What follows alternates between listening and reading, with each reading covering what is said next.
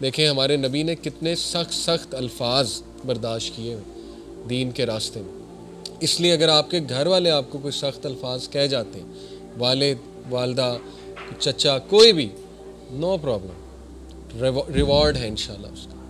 دین کے راستے میں کوئی بھی چیز آپ کو مشکل آئے گی وہ اللہ تعالیٰ آپ کو جزا دے گا اس کے حوالے سے. ٹھیک ہے، تو اللہ کے نبی صلی اللہ علیہ وسلم نے ان کو سنا، اتنے سخت الفاظ سن لیے فار دا سیک آف اللہ.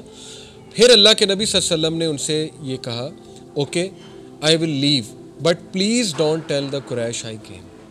ہمارے نبی صلی اللہ علیہ وسلم نے ان سے کہا کہ آپ قریش کو نہ بتائیے گا میں یہاں آیا، کیونکہ ظاہر ہے اس سے معاملات بگڑ سکتے ہیں. تو اس پہ انہوں نے ایگری کیا تینوں نے کہ ٹھیک ہے ہم قریش کو نہیں بتائیں گے.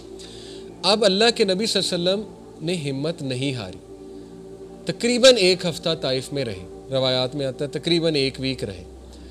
اور طائف کی وہ گلیاں بھی میں نے دیکھیں جہاں ہمارے نبی صلی اللہ علیہ وسلم پہ پتھراؤ ہوا، ان گلیوں سے ابھی تک غم کی سی کیفیت، سیڈنس ٹپکتی ہے.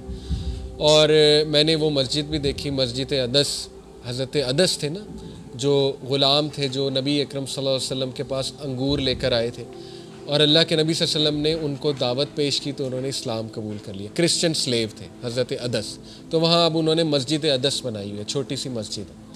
تو آپ یہاں سے اندازہ لگائیں کہ اللہ کے نبی صلی اللہ علیہ وسلم didn't give up even though ان کے ساتھ اتنی زیادہ دکھی انسیڈنٹ ہو گیا. تو انہوں نے کہا نہیں اس کو تو دعوت پیش کروں نا. اتنا فوکس، اتنا زیادہ سیلف ڈریون یہ کوئی انسان نہیں دنیا میں ہو سکتا. ٹھیک ہے، ان کا مقابلہ نہیں کیا جا سکتا. تو خیر 1 ہفتے میں اللہ کے نبی صلی اللہ علیہ وسلم طائف کی ان مارکیٹس میں دعوت دیتے رہے. وہ مارکیٹس بھی میں نے دیکھی ہیں وہاں پہ، اب تو بہت ماڈرن بنا دی انہوں نے. تو اس 1 ہفتے میں شاید کوئی 1 آدھا بندہ اس کی توجہ اس طرف آئی، باقی سب نے ریجیکٹ کیا.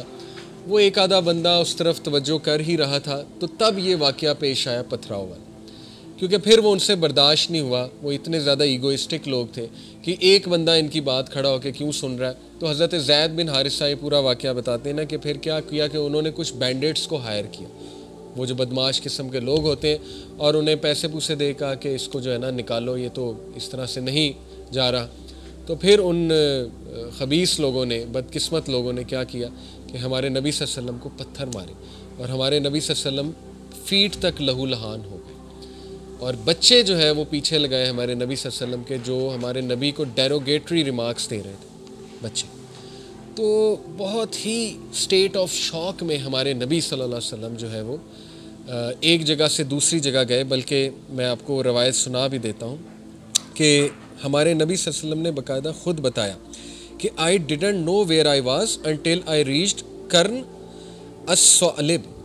یہ وہاں پہ کوئی جگہ ہے. تو اللہ کے نبی نے کہا کہ اتنا اسٹیٹ آف شاک تھا، خود تو نہیں بیان کیا لیکن واضح ہو رہا ہے کہ ایک بندہ جب شاک میں ہوتا ہے نا تو آپ کو پتہ ہے اکثر لوگوں کو جب ٹراما ہوتا ہے تو انہیں پتہ ہی نہیں لگتا وہ کہاں بیٹھے ہوئے یا وہ کہاں جا رہے ہیں.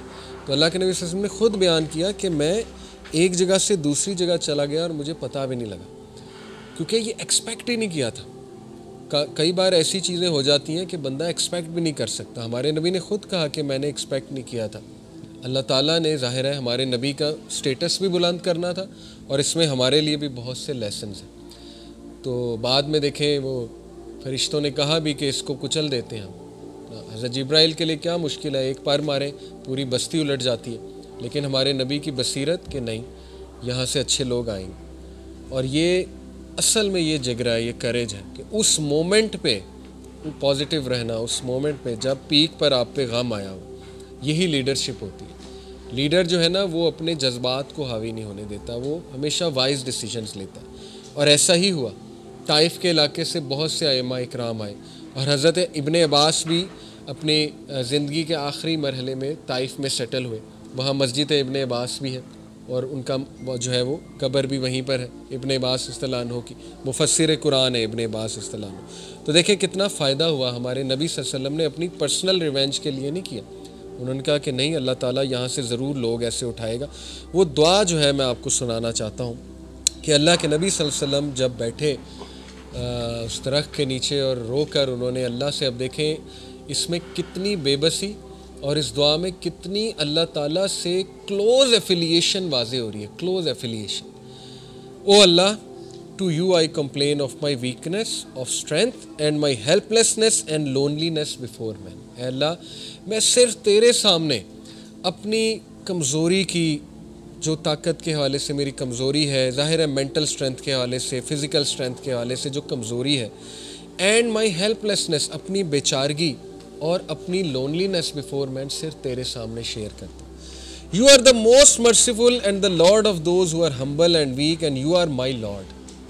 یہ دعا کے بہترین طریقہ ہے کہ اللہ تعالیٰ کو اس کے ناموں سے پکارا جائے، اللہ تعالیٰ کو اس کی مرسی کا واسطہ دیا جائے. ٹھیک ہے نا. To whom do you leave me with, اے اللہ کن کے حوالے کرتا ہے مجھے.